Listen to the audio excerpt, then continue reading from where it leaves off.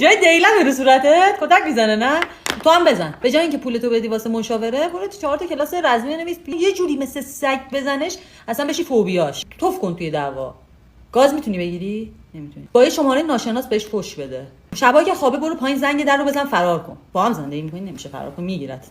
اسم شوهر جلیله دیگه. جلیل معلومه، جلیل میزنه دیگه. جلیل گل نمیخره که. بی عقلی. روابط زناشوییتون بده؟ کاری نمیکنه؟ میکنه. خب چیکار میکنه؟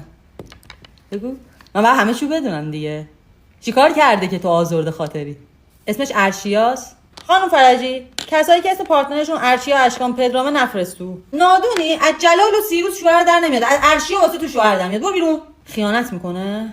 نصرت جان ببین، حقیقتا این هیبت شما رعب و وحشت ایجاد میکنه. یعنی من خودم الان واقعا مساعد نیستم، هر آن احتمال میدم میخوای منو بخوری. ولی کلا من خیانت رو تایید نمیکنم دیگه. به نظر من چند نفر رو اجیر کن برام بهش تجاوز کنن دیگه. کلا دیگه از این روابط بدش میاد، یا بعدش میاد پیش خودت، یا اگه خوشش بیاد دیگه گرایشش عوض شده دیگه. واسه اعتیاد شوهرت اومدین. اگه میخوای به زندگیت ادامه بدی تو هم مصرف کن. دو کامت دیگه بعد مجلس بازی در میاری. قد خوش میگذره.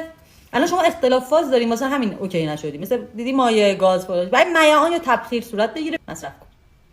شماره داری؟ یه شماره بدم. شوهرت بی‌توجهی میکنه میخوای طلاق بگیری. اعصاب من به هم نریز. به قرآن یه جوری میزنمت که همزمان با کارهای طلاقت کارهای طول درمانت هم انجام بدی. مسخره.